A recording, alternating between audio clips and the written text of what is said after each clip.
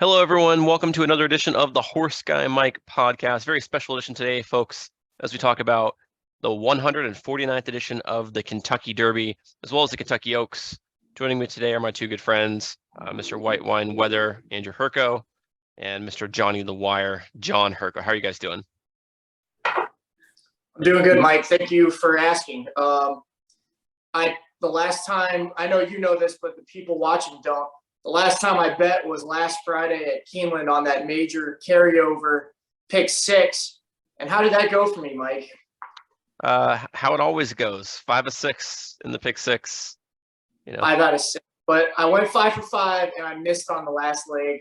I should have won 21,000. I didn't bet on our boy Gaffleone, but I got some consolation money, so I'm feeling good heading into the Kentucky Derby this year. It's always good to have that bankroll, a little bit of house money rolling into Derby Day. How about you, Andrew? How's your betting season been going so far? Been doing a light season so far. It's getting ramped up on Saturday today. And also happy birthday, Mike. Thank you. Big shout out. May 1st. Mike. Happy birthday. We'll be celebrating this Saturday for my Kentucky Derby party. Joint birthday party, Kentucky Derby party, as always. 6 days. It's 6 days later, but maybe. It's all right. All right. So with that being said, we'll go ahead and dive right into the Kentucky Derby. We're each going to give out our main contenders, talk about the rest of the field, and talk a little bit about the pace setup and how we plan on betting it. So kick it off, John. You have a really strong opinion in this race, so I'm going to send it to you first. Who is your top choice in the Kentucky Derby? Thank you. So this year I did something new for the first time. I bought a notebook, a cheap notebook. I wrote horses on it. And what I did was I watched the last 3 races for every single horse in the field, just so visually I can see how they've been coming into the race, and then not just look at the sheets, but also marry that up with the actual running style. So with that being said, it's as easy as I'm going with the favorite. I'm very high on Forte this year. Looking at him visually, the way he's been winning his races, every single time he has either surged or, ran down Mage in the Florida Derby. This horse has been finishing off his races each and every time. He has over 100 Bristnet speed figures his last 3 races. He's won 6 out of 7. He's won 4 grade 1s. He got a great post in the 15 spot, and he has better early speed than people think he does, because he's such a great late runner. But he was mid-pack in the Florida Derby because he was parked out wide, so he couldn't get over enough, in time enough to get in the second flight. But then in the Fountain of Youth and the Breeders' Cup, he was in the second flight each time, just right in behind the leaders. And then once the leaders turned the corner, he just looped around them and put them all to shame. So I think Forte is going to do it again. He's in the 15. He's not out nice and wide. He's not too wide. He should settle in, hopefully close to the lead, maybe in that second flight like he's been doing. And I don't think there's anybody else that's going to be able to run him down late. So Forte for me, big favorite. I'm going to be putting pretty much all of my bets through him winning the Kentucky Derby. All right. Andrew, do you have any thoughts on Forte? I do. And I'm going to fade him this time. Usually I just look at the PPs and just go based off of that. But like John, I'm doing more film study this, looking at the tape. It's a good horse. He should be near the top of the favorite, but I think he might have what's known as the Greg Oden syndrome, where he's really good young. He might not be, a great pro. Might not be a great 3-year-old. I think he may have already hit his peak. So I could see him being the favorite, but he's not going to be my bet. All right. So for me, that's definitely speed figures wise. Like people are saying, because his buyer speed figures have been declining, that they think he hit his peak at 2 years old. So I don't buy into it. I think the buyers are overrated in that sense. But you're welcome to believe that. All right. So for me, I was ready to play against Forte this whole, season. I think he's frozen a little bit. He'll be back. He'll be back. Like Greg Oden, he's gone in a second. But I mean, I like Forte. I don't have a ton of knock against him. Like you said already, his speed figures have been kind of declining or plateauing. Byers gone down. He had the 100 in the Breeders' Cup Juvenile, 98 in the Fountain of Youth, 95 in the Florida Derby. Even his Brisnet, he had a 100 in the Breeders' Cup, 103 in the Fountain of Youth, 100 in the Florida Derby. So he was a very good 2-year-old, but he hasn't continued to grow exponentially from there. You see these like major competitors posting 100 plus Byers, 110 plus Brisnets, and he's just not gotten there. And part of that, I think, he's coming off the bench. He had a relatively long layoff. He ran beginning of November, came back beginning of March. So maybe he wasn't just, back into form yet. He wasn't racing a ton of good horses down there in Gulfstream. Only one other stakes winner down there, and that was Rocket Can. So the other thing going against him is that the Breeders' Cup Juvenile winner rarely ever comes back to do well in the Derby. Nyquist was the last one. That was 2016. Our guy, man. We saw Nyquist win the Florida Derby, and we all bet on him to win the Kentucky Derby. I know me and Andrew did. And this is Forte. I liken him to Nyquist, man. He reminds me a lot of Nyquist. Yeah, so similar style, but since Nyquist, Good Magic won, or yeah, was it Good Magic or was it Mendelssohn that won that year? One of those two won the Breeders' Cup. Mendelssohn won the turf race, and Good Magic won the dirt race. Actually, so they both won. I knew it was one of those. Then you had Storm the Court, Essential Quality. You're not getting a lot of this progression from 2-year-olds into 3-year-olds, and that's not just unique to the Kentucky Derby. Kentucky Oaks, had to look back 25 years to find the last horse to win the Oaks and also win the Breeders' Cup Juvenile. So I think that has a little bit to go against him. He's going to get bet to be the favorite based off of his 2-year-old campaign. If we were just basing results for the Kentucky Derby off of their 3-year-old campaign, he wouldn't be the favorite. He doesn't have a better field. He would be up there. He would be, because his buyer is not as high, but his Brisnet is right there with the top at a 103 and then a 100. I think he would be one of the top choices if you just ignored his 2-year-old. But you can't ignore his 2-year-old year because he was the best 2-year-old. So I think what's that? And I think, with most of these horses, I'll want to just disregard their 2-year-old season completely, because either they peaked early and then faded off, or they didn't, or they developed late. So I think 2-year-olds even have been overrated. We've had this discussion many times about graded stakes races for 2-year-olds being completely worthless. Like, how many times does you see someone go to the breeding shed, grade 1 winner, grade 2 winner, and it's like, oh, you won it at 2 against nobody's great. So I think if you look at each of these horses' 3-year-old campaigns, Forte would be one of the favorites, but I don't think he'd be such a heavy favorite if you just look at the 3-year-old campaign.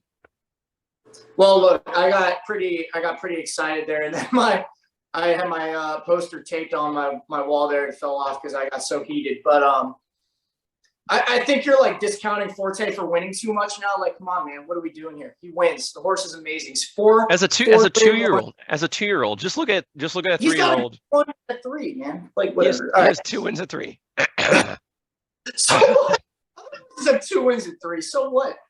Most horses ran 2 or 3 times. I'm saying he has a good 3-year-old record, but if you just look at his 3-year-old record, he's not like head and shoulders above the rest. He won. All right. Well, anyway, he's going to be the favorite, and he's got a great post. And look, like Nyquist, he did the same thing. He was the 2-year-old champion. He came in winning the Florida Derby, and then he had one great race left in him. And then that was the Kentucky Derby. And I think Forte is coming in with that exact same pattern.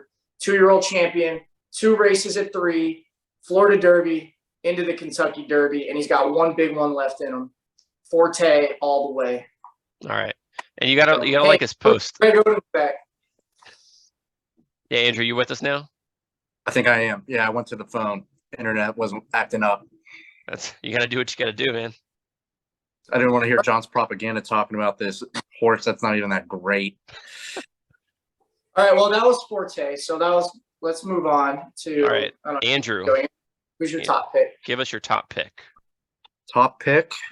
There's a lot of good options here today. I think Verifying might go out to the lead. We'll see if he could hang on the entire time. But rewatch the UAE Derby and Derma Sotogate. Derma is my guy. All right, so Derma Sotogate. He's your top pick? Yeah, I think I'm going to end up there. I like a few other ones, but yeah, I think I'm going to end up with Derma. All right. So what about that UAE Derby really stood out to you?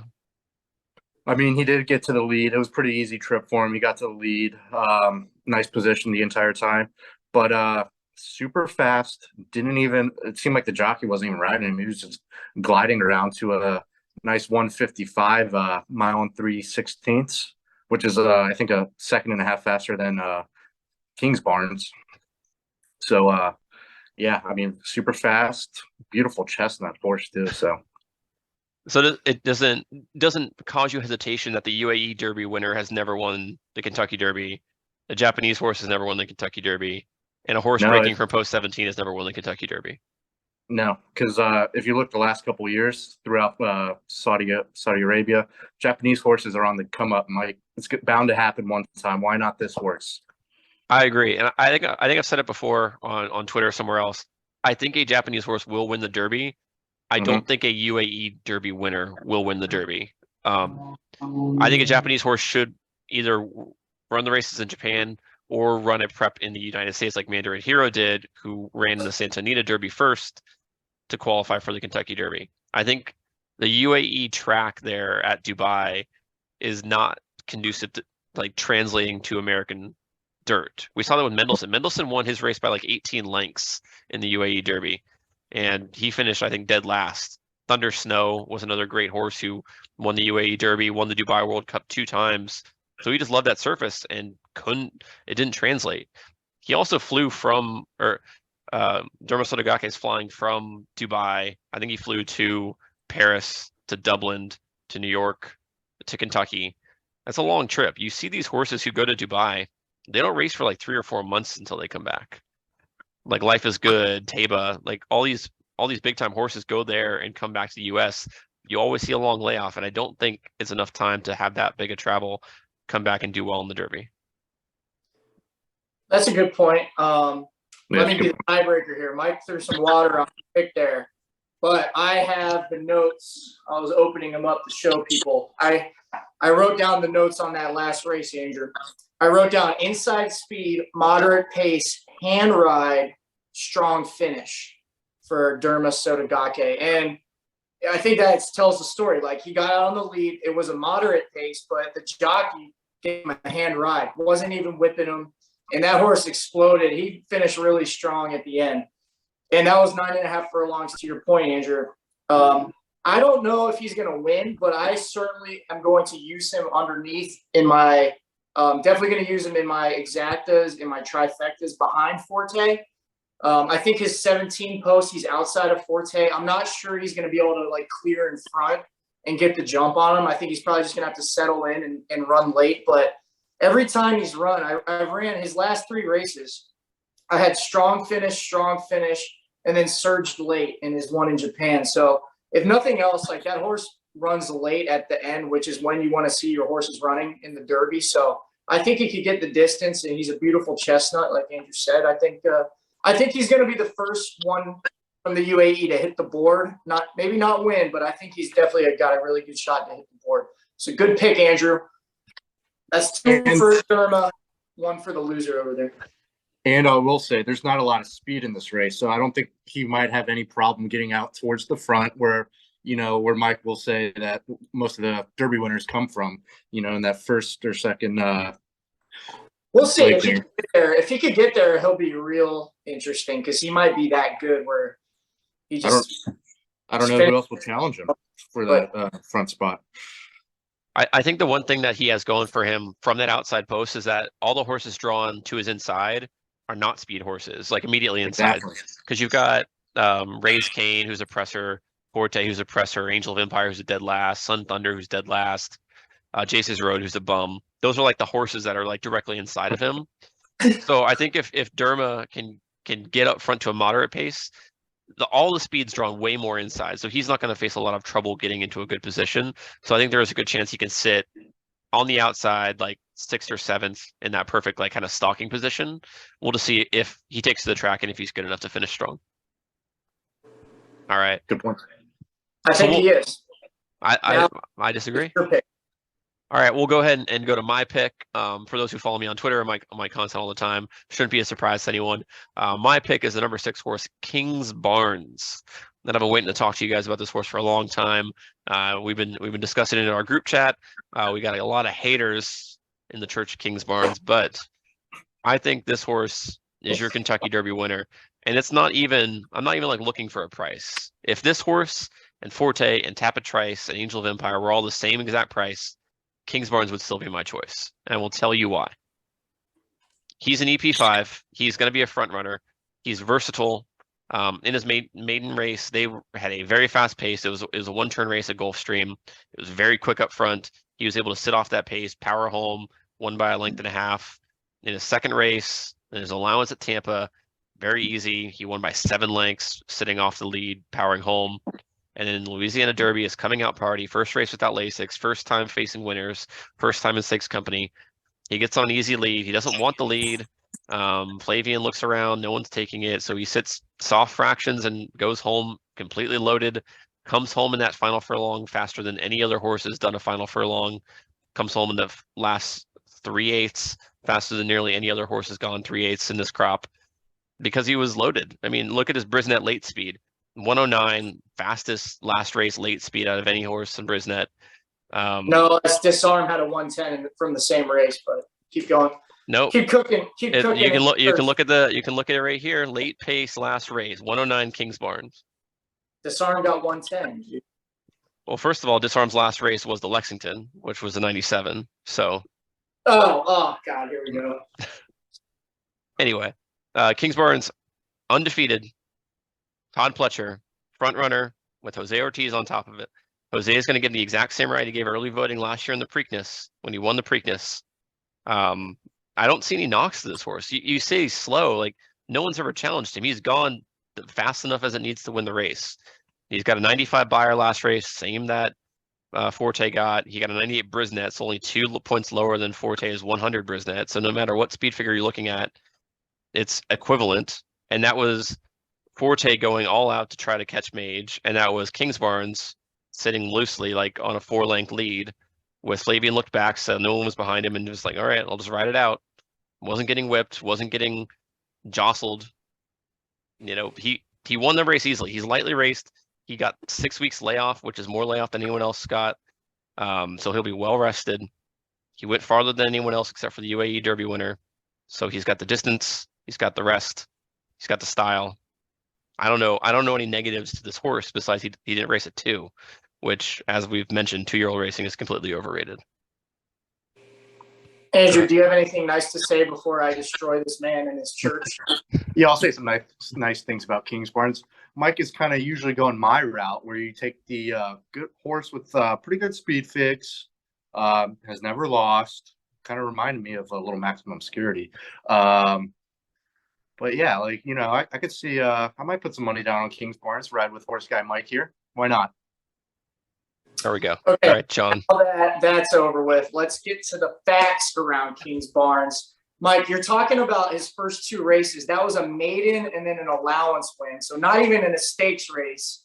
So yeah, he won an allowance at Tampa Bay Downs by 7 lengths. I circled in my notes. If you see that little circle, that's a BF. That means bad field. You got to start somewhere. Nobody. You're talking about racing against anyone. He raced against nobody in that race. Of course, he won by 7 lengths. He was just jogging around there, and no one could run with him because he's an expensive horse and he's trained by Pletcher. So yeah, I get that. But he only got a 91 speed figure, and Forte got a 103. So that's not. A 91 jogging against claimers. Like a 91's good. Like it's just not like if he was really that good, he would have been in a stakes race at that point, but he was in an allowance race. Horses don't go from maidens to stakes. Anyway, they go from maidens to allowance to stakes. If they're that good. Unless you're a 2-year-old and there's no allowances for 2-year-olds. So then he comes back into Louisiana, and yes, to your point, he didn't want the lead, but the jockey, I forget who was riding on Jace's Road, like just let Kings Barnes have the lead. And then he ran, like 114 for 6 furlongs, like the slowest pace you'll ever see. The early pace in the Derby is going to be 2 to 3 seconds faster than what Kings Barnes ran. So if you take 2 seconds to 3 seconds on a real track, like he's going to be like 7 lengths off the lead with these real speed horses in there. And I think he's just going to be somewhere mid-pack, and he's never had traffic problems in his life in He 3 has races. his first race was all traffic problems. Did you even watch his first race? Second flight, rail, boxed in, split, game finish. That's what I wrote. So yeah, he got boxed in for a minute, and then he split horses, and he had a game finish. Okay. These are stakes horses. These aren't like maidens in Gulfstream. These are horses that are like, if he's running in Fortes in front of him, he's not going to run down Forte at all. Forte won't be in front of him. He'll be in the back of the pack. I think Forte has had better early speed than people give him credit for. That's because those races have hot paces that he runs into. So he gets an early. I think he goes out and wins the race. I don't think the race comes back to him. I think he wins it. Whereas Kingsbarns, I think, had the perfect setup ever, and he had 2 bad fields before he got a perfect setup. So now he's going into the deep end where he's going to have 20 horses around him, and if he's not out in a clean spot, I think he's just going to throw in the towel, basically. So Kingsbarns, for me, he's out of everything.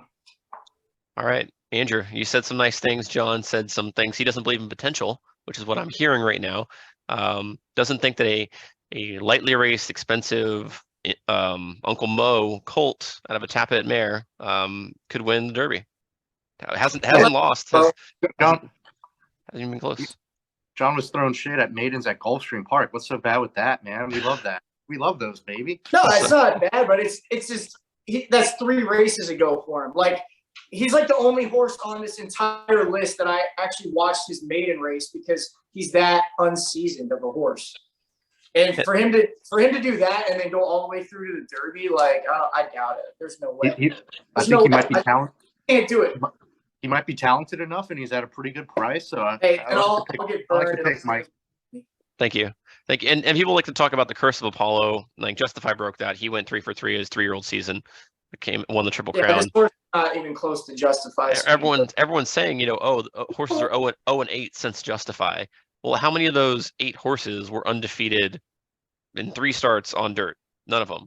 Taba had 2 starts. Rocky Roll only had 1 start on dirt.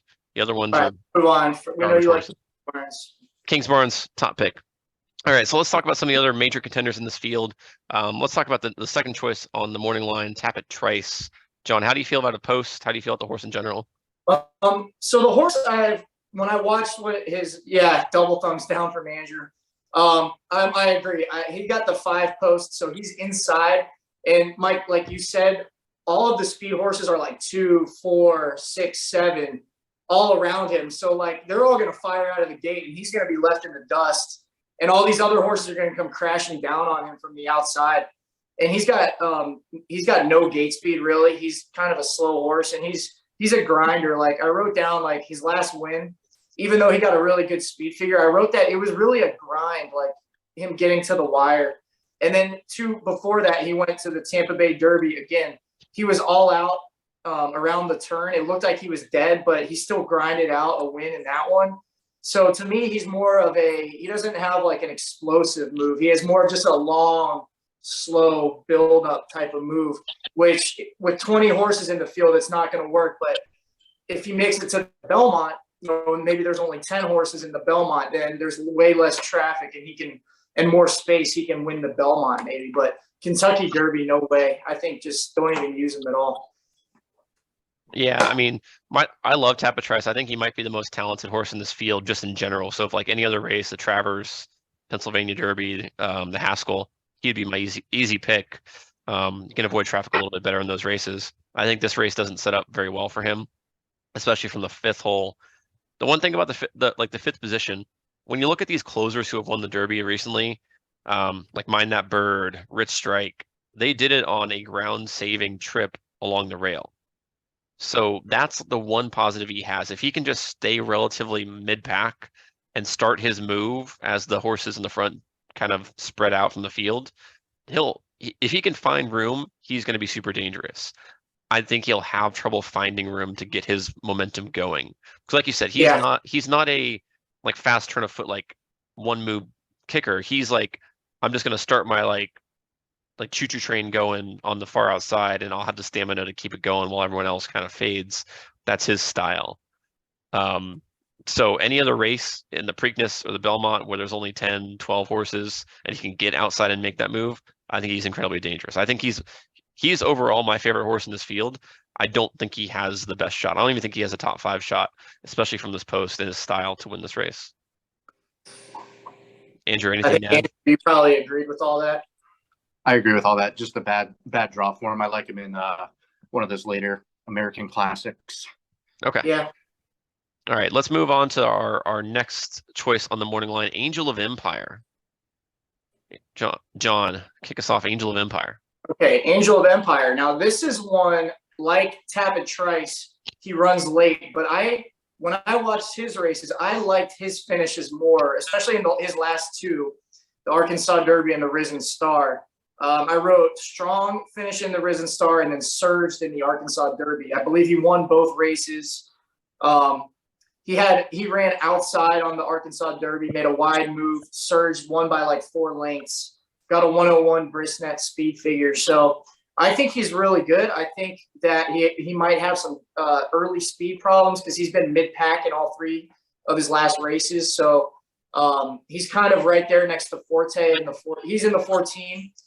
I'm a little bit worried that he might, like Tapit Trice, he might have to work through some traffic, but I guess like he's got a much better shot because he's a little bit further inside. So if he needs to swoop wide, he can do that. Whereas Tapit Trice might get pinned down on the rail somewhere.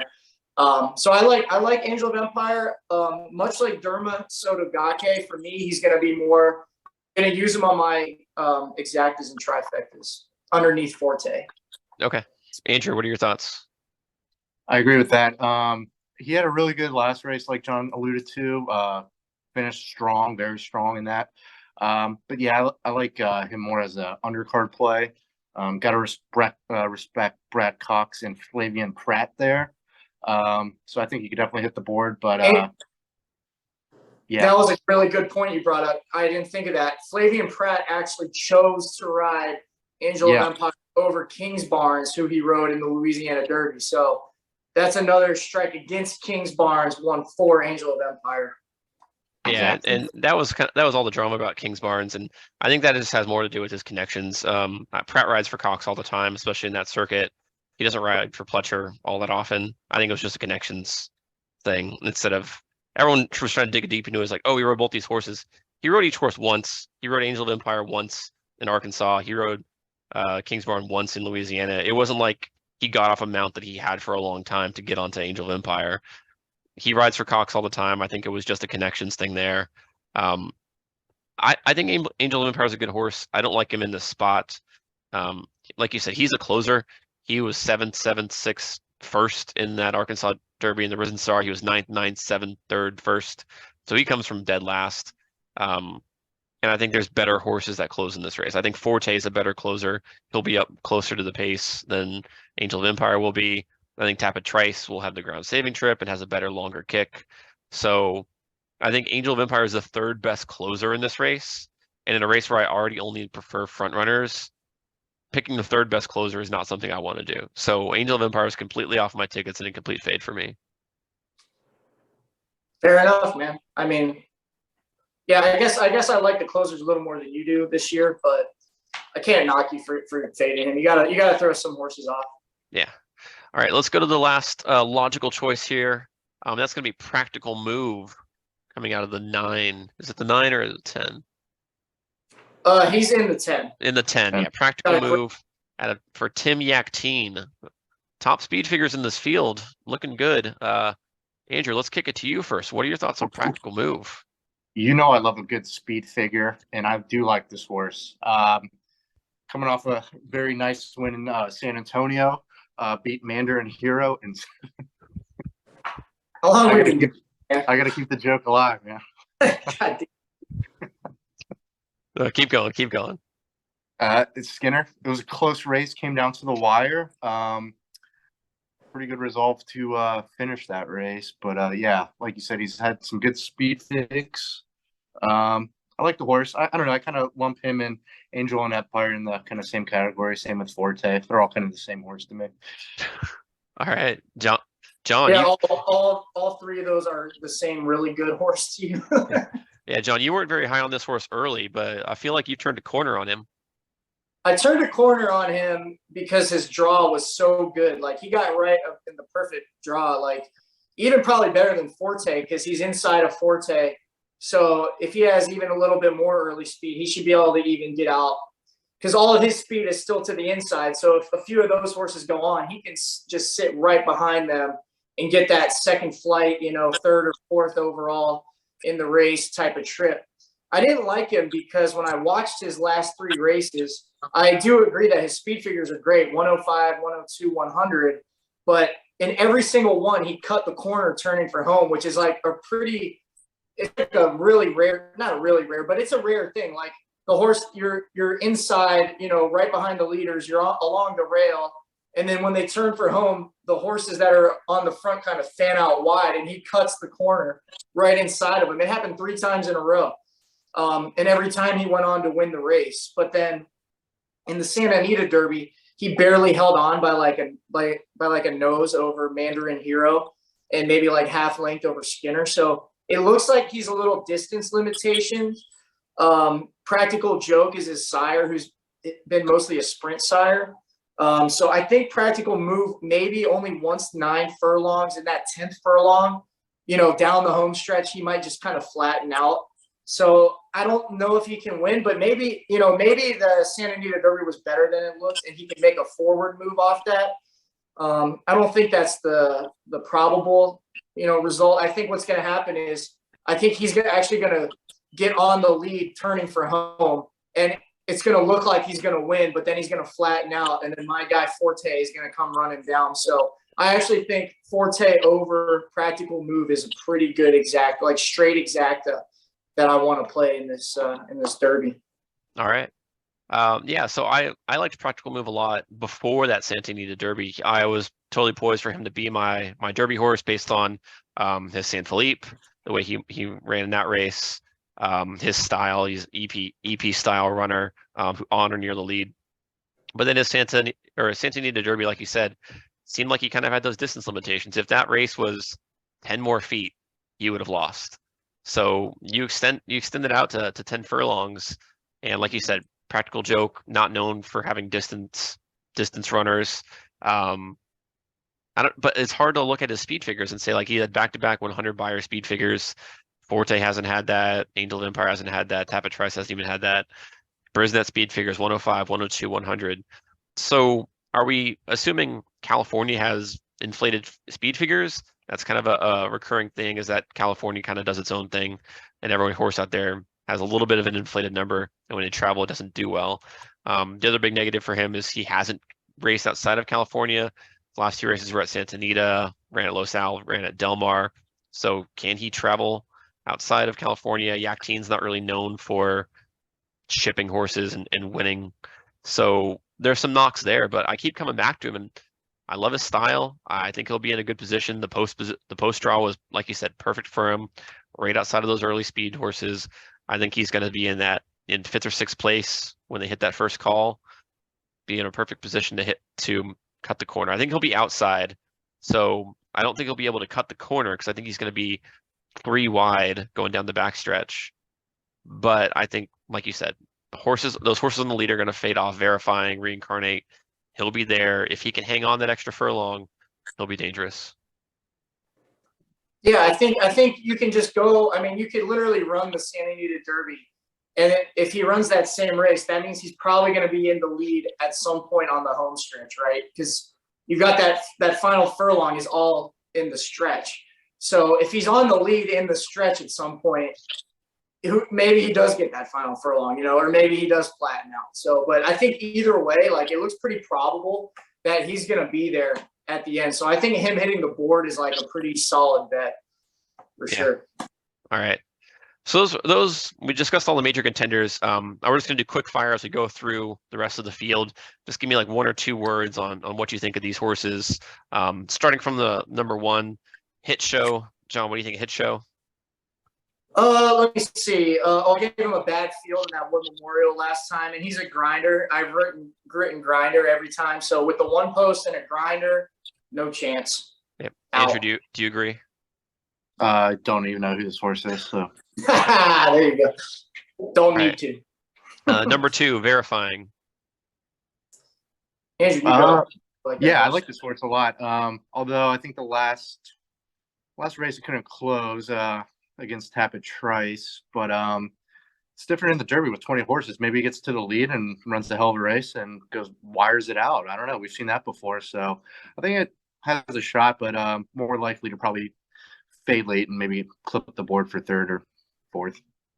All right. But I like the horse. I think he's gonna run pretty quickly early. So yeah, I think being in the 2 pack, he's gonna have to get out on the lead or near the lead as best he can. So I think he's definitely like a early pace setter type.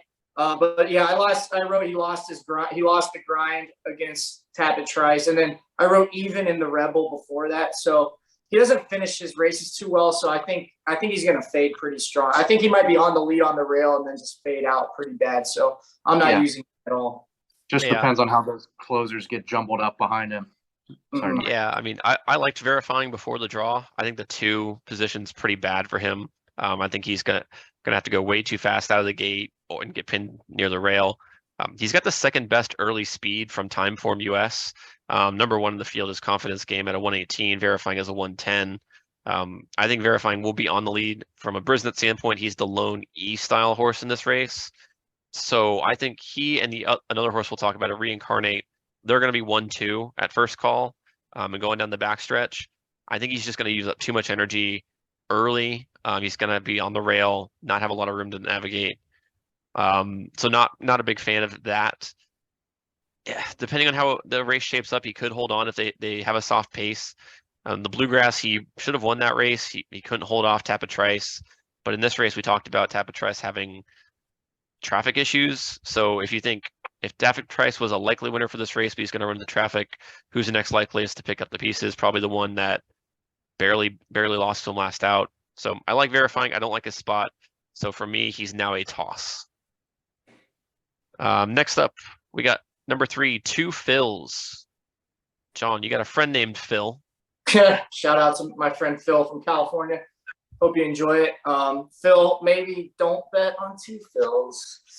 I think he probably wants to bet on him, but after watching his replays, like when he runs on dirt, he usually like gets near the front, like he's a mid-pack, kind of up close horse that makes a good move on the turn, and then he flattens out every time he runs on dirt. So they moved him to Turfway Park on the synthetic, and instead of flattening out, he finished strong and he won by like 5 lengths. So I really question his ability to run on dirt. And I think his maiden win was on, I don't have that in front of me, but his maiden win, I think, was on sloppy sealed conditions, which usually points to more of a turf horse too. That the turf horses, for whatever reason, can run on the sloppy dirt. That's kind of like a weird back and forth thing. But he just seems like a turf horse to me. So he's out for me. Andrew, any thoughts on 2 Phils? Nope. All right. I'm going to be a complete toss. He's going to be short money too, because first of all, people named Phil are going to bet him. We've seen it with like horse like Happy Jack. It's not, you laugh, but it's like a thing. People bet names, especially in this race. And then Turfway form is going to transfer over because Rit Strike won last year. So people are going to be like, oh, that Turfway form. And we'll especially see, we'll see how Botanical does on Friday in the Yokes, and we'll talk about the Yokes later. So if Botanical does well, maybe the Turfway form is translating, but complete toss for me. All right, next up, we got Confidence Game, number 4. John, Confidence Game. Short. I'll take this one because I really like Confidence Game. He's up there for me. I don't think he's going to win because he's coming off a long layoff since February, the longest layoff in the field. But if there's one thing that I watched when this horse would run, it's that he has heart and he runs all the way to the wire. Yeah, right here. Right here. That's Confidence Game. Like, he gets in these dog fights in these races and he will not back down. He keeps bringing it. And there's just something about that, like you see it on film and you just can't teach it. And he has early speed, like you mentioned. I think you said Timeform, he was the fastest early. Like, he could definitely get out there on the lead or maybe just behind verifying or whatever. I think he's going to be out front somewhere. The question is he fit enough to get 10 furlongs off a long layoff? That's going to be kind of the issue. I don't know if he'll be able to finish it off, but I really like confidence game, and I have more confidence that he'll hang around longer than verifying will. So I will use confidence game in exactas and trifectas because maybe he gets out front, he runs really well, but he just can't finish that final furlong. So yeah, give me him second, third, maybe fourth. Yeah, I'm completely against this horse. I don't like the layoff. It would be the longest layoff in like Kentucky Derby history, I'm pretty sure. He's a front runner, but his best race came in the Rebel when he came from mid pack on a track that was sloppy. It was a very fast pace in the slot that day. Yeah, there it was a track. Lion horse that was running like 22 flat or something crazy. Yeah, so it was set up for closers. He came from fifth. He won in the slop. Race before that, he lost in the Lecomte to a horse named Instant Coffee. Instant Coffee was the favorite in Louisiana Derby, and we all know who won that race. So confidence game. I wrote on that loss. I wrote speed duel 3 wide chasing target. So he got burned out in a speed duel. So I think they learned their lesson from that. That's why they dropped him back in the next one, and then he went on and win. And now he's trained up to the Derby since then. So I really think this horse is like got some serious potential. Maybe in the Preakness. He might be my Preakness pick, to be honest with you. We'll see. Maybe they'll wheel him back. I don't know. All right. Next up, we got Reincarnate, number 7. Andrew, how'd you like confidence game? No comment on him either. Oh, okay. All right. Never mind. All right. So tell us about Reincarnate. Yeah, Andrew, tell us about Reincarnate. Reincarnate got smoked by Angel of Empire, not playing him at all. All right, I love it. Wait, yes, Sam. I think he got early speed, but I don't see him being able to finish it off. Now, if Baffert was still training him, he'd probably be the favorite because Baffert would be able to, get him to finish that race. You know what I mean? All right. Reincarnate's going to factor into this race, but only from a speed perspective. He's got third best early speed in this race. He likes to be on or near the lead in all of his major races. Arkansas Derby, he was second. In the Sham, he was first. So he's going to be on the lead, pushing, verifying. I think the two of them are the likeliest pace setters in this race. I don't think he can hold on and win. I mean, nothing in his form says that he's good enough to win this race. So again, it's the Yak factor of taking over a Baffert horse, shipping out of California and trying to win somewhere else. But he's not even as good as the other Yak team. Like Practical Move significantly better. So if I was to take a Yak team, I'd take Practical Move. Reincarnate's a complete toss for me. All right. So next up, we got Mage. Andrew, you're high on Mage. I like Mage. If you watch the Florida Derby, I guess that race and the other race before, he has not broken well. So I don't think, so if you watch the Florida Derby, he didn't break well, was way in the back, was getting dirt all up in his face. But then all of a sudden, he starts taking off. I was like, holy shit. Then the horse gets to the lead on the back stretch. I'm like, okay, this horse has shown me something. Finally got run down by Forte, but it was pretty close there at the end. So I think if Mage breaks well, he has speed throughout the middle of the race. And then I think he might be able to, who knows, maybe if he's far enough ahead, he could close it out. So I think Mage might be a pretty sneaky play.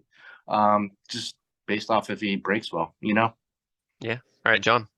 Yeah, that's the risk you take. Those were the first 2 words I wrote, Andrew. Missed break in Florida Derby. He was last place, huge wide move. But I wrote he moved too early, solid finish. He got run down, but I think he's got talent. I think he might be more of a 1-turn horse personally.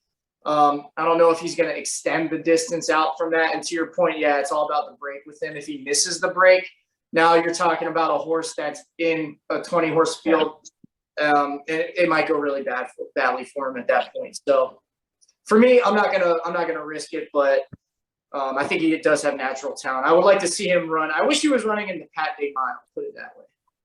Yeah, I agree. I think he's a miler or a 6 furlong or 7 furlong sprinter. I think that's what he's bred for, and I think that's what he'll move towards. Because he hit a wall. Like when they hit the stretch in that Florida Derby, he made such a good move, and Forte was like way back, and you're like, there's no way this horse loses. And then all of a sudden, like, he just died. Like, we look, Yeah. some people looked in just like stride length, and his stride length went from like 24 to down to 21 when they hit that stretch, whereas Forte was still keeping 24, 23, 24. So you can see in that race, Forte still had some in the tank. He was going all out to catch Mage, but Mage was just tired. And I think, you know, he's going to have major distance limitations. Obviously, he was tired because he needed to go fast to make up for that bad break. But I mean, he's broken bad in 2 of his 3 races. The only race he did break well in was a 70K maiden at Gulfstream where he wasn't facing anyone. So we'll see. He's going to be a toss for me because I think he's a wise guy horse for a lot of people. I think he might be like 10-1, 9-1, just based on the hype around him. All right. Next, he should be named Walter White for Breaking Bad. All right. Next horse up, we got Skinner. I'll kick us off with Skinner. Skinner's a good horse. He should have won the Santa Anita Derby, but kind of like what I said about Angel of Empire, he's like the 3rd or 4th best closer in this race. And if I want a closer, I'm picking Forte or Tapatrice. Skinner's going to be he's going to be a short price. People are talking about him a lot. I think he's going to be down to like 15-1. So at that rate, I can't take him. John, what are your thoughts? Skinner, yeah, he's a grinder. I see Andrew. Was that a Peloton seat in the background? Have you been grinding on the Peloton lately? I go through waves. All right, waves. Skinner goes through waves. He doesn't really win all the time, but he grinds out long sustained moves at the end. But yeah, I think he's too slow. I think he has a chance to be dead last in this field. And I just don't see him doing the rich strike of weaving in and out of horses and flying home late. So Skinner for me, out. All right. Let's move on to the next horse. John, I'll kick it to you. Disarmed, number 11. Ooh, I'm glad you did, because Disarm is my favorite long shot in this race. I had an affinity for Steve Asmussen last year. I was alive to $1,200 on Epicenter if he would have won the Kentucky Derby. So I got punched in the gut just like everyone else. And wouldn't it be funny if Steve Asmussen, he lost in such a heartbreaking fashion last year with Epicenter, and he got the last horse in the field with Disarm getting 3rd in the Lexington. He snuck in the field. What if this is his horse that goes out and wins in that first Derby? He's by Gunrunner, my favorite horse. Disarm he's a mid-pack runner, but he brings a late run every time. I mentioned earlier that he had a faster late pace than Kingsbarns in the Louisiana Derby. He actually closed the gap on Kingsbarns a little bit, and that was even with that super slow pace in front of him. And then he comes back into Lexington, another super slow pace in front of him. And I wrote that he had traffic problems in both the Lexington and Louisiana Derby. And both times he still was able to get through the traffic and at least finish, somewhat strong. It wasn't like awesome finish, but he at least got 2nd and 3rd in those races. So who knows? He fired a bullet workout. So I think he's used to running in traffic. He could be getting better. And I think he's just got karma on his side as well from Asmussen, just deserves a big run out of him. So I think Disarm for me, I'm going to love to play him underneath. And I might even have him on top just as to see if Forte doesn't win, he's the horse that I want to win. So for me, he's my top long shot this year. All right. I love all the arguments. I hate this horse. I won't play him anywhere. I don't think any horse in the Lexington has ever factored into the Derby at all. He'll burn all your tickets. He'll burn your church down. Good. He was a good. You made a point he made up a furlong or a length on Kingsbarns in the stretch. I mean, that was still 3.5 lengths back. He's not very. I'll give you that. He needs a fast pace in front of him to set it up. But I think he's going to get a much faster pace than he's got the last 2 races. So that's why I think he's got a better shot in the Derby now. Yeah, I mean, so we'll see. He's a long shot, but we'll see. Yeah, he's a long shot. You'll get the price on him. All right. Yeah. What do you think about him? He got smoked by Kingsbarns. He's off my board. All right, love it. Next up, Jace's Road. I'll start with Jace's Road, another horse that got smoked by both Kingsbarns and Disarm. He's not good. everyone's like, Bum. oh, he'll be on the early pace. No, he won't. Nah, he's not even fast enough. He's a bum. I think we all agree he's a bum, right? Bum, bum, Yeah, bum. bum. Yeah, bum. All right. Next up, Sun Thunder.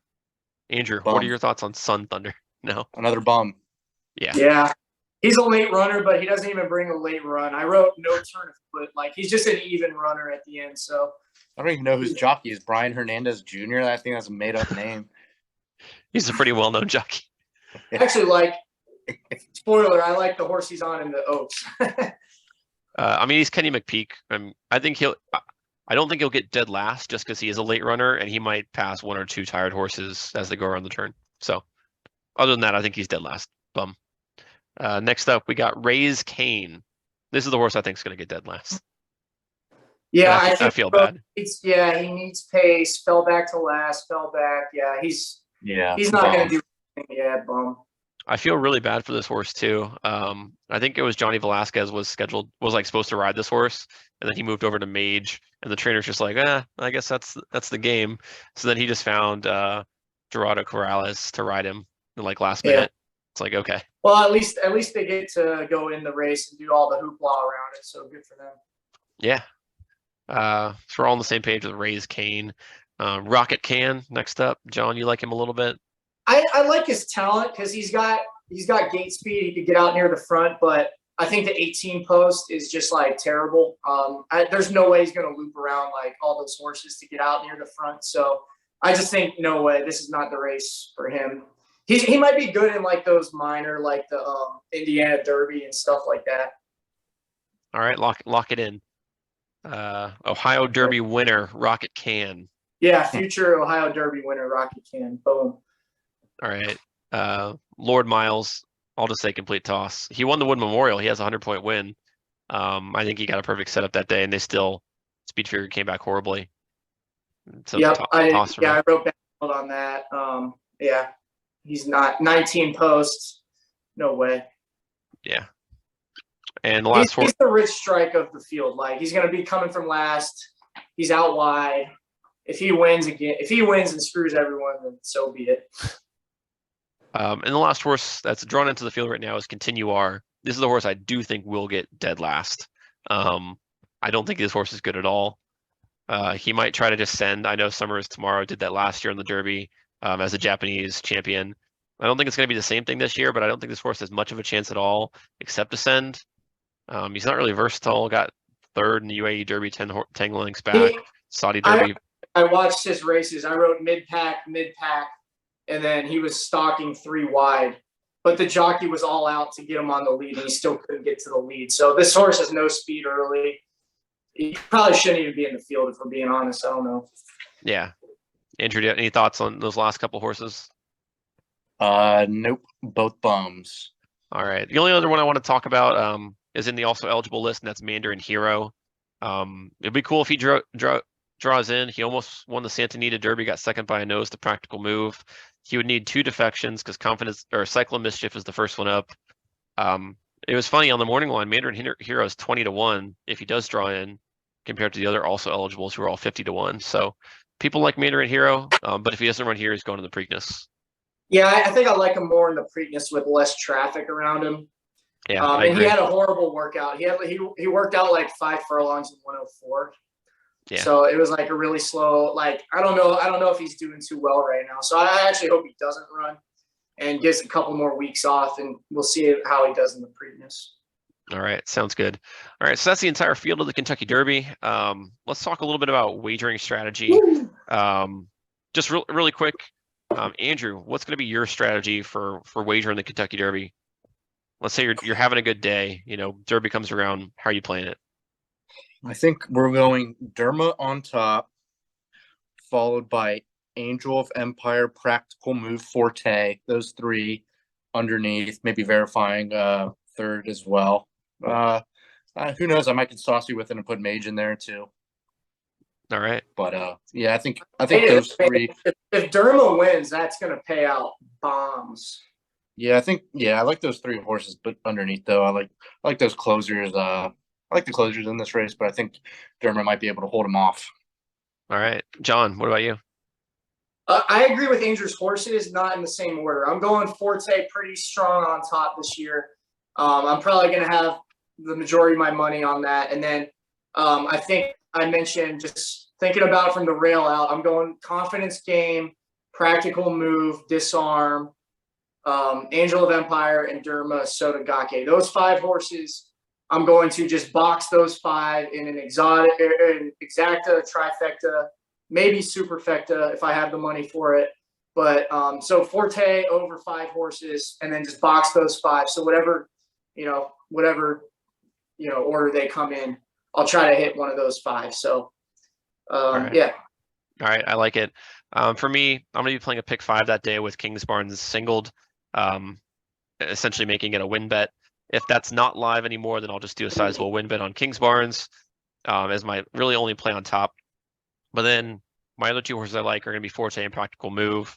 I'm going to box the 3 of them in an exacta box, and then I'm going to do the 3 of them over top of the rest of the field in a trifecta. So Kingsbarn, Practical Move, Forte with Kingsbarn, Practical Move, Forte with all for a trifecta. Hopefully we can get some a price to hit underneath. Maybe I do a superfecta with a similar structure, just not that expensive because it is a $1 super. So we'll see what we do there. But that's kind of. It's a $1 super. Yeah, $1 super. That might screw over my my 5 horse box. Then that might be too expensive. Yeah.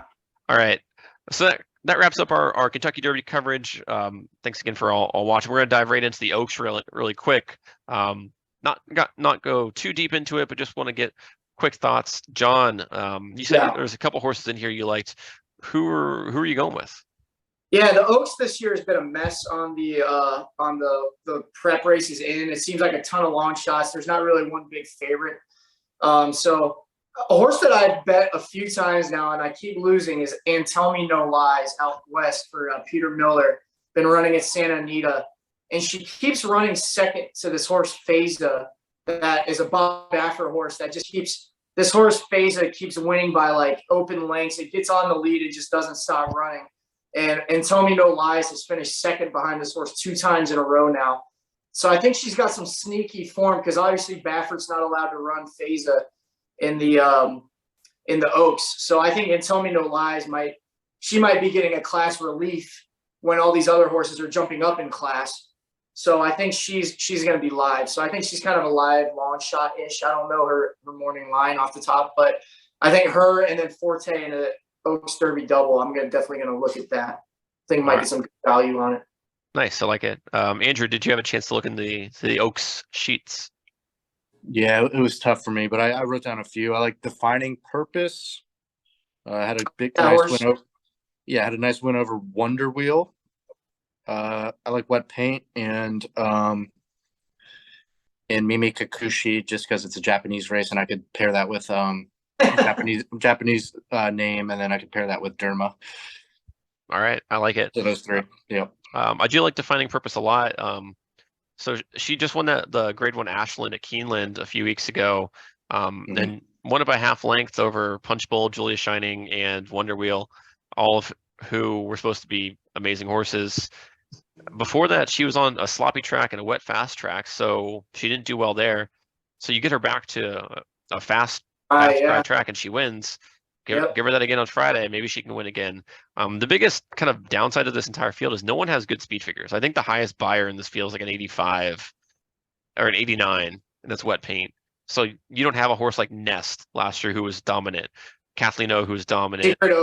Secret Oath, who was dominant. And all these horses who are dominant in their division, like their tracks, who are meeting for the first time. A lot of these horses have been racing each other, kind of having middling performances. Botanical is going to get a lot of money. She's from Turfway. Brad Cox, Turfway horse, is right 4 straight. She's never even ran on dirt before, so I can't bet on her just because she's never even ran on dirt. Yeah, so I'm pretty sure she was like 5-1 on the morning line or 6-1 on the morning line, which is crazy. She's won 4 in a row, but all on synthetic. So it's like, but it means nothing to me for not running on dirt.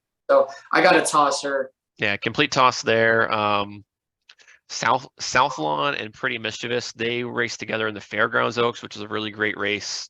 Southlawn ended up winning that race. Pretty Mischievous was on the lead when they hit the stretch, and Southlawn kind of, I don't want to say snuck by her, but Pretty Mischievous went to go duel another horse like down the stretch, and then Southlawn came up around the inside, and Pretty Mischievous was like, oh crap, I didn't even see you coming. So of those two, I liked Pretty Mischievous better coming out of that race than Southlawn, but then Pretty Mischievous drew the far outside in the 14 post, and I don't think that's going to do well for her in this race. So I'm going to be fading Pretty Mischievous now, which I didn't want to do. I think Defining Purpose is going to be my top pick here if that Ashland form. I really like Defining Purpose. I'm going to play her in the Oaks Derby double as well. I thought I would like Southlawn more coming off 2 big wins, but when I really looked at it, she only won an allowance and then that grade 2 Fairgrounds Oaks.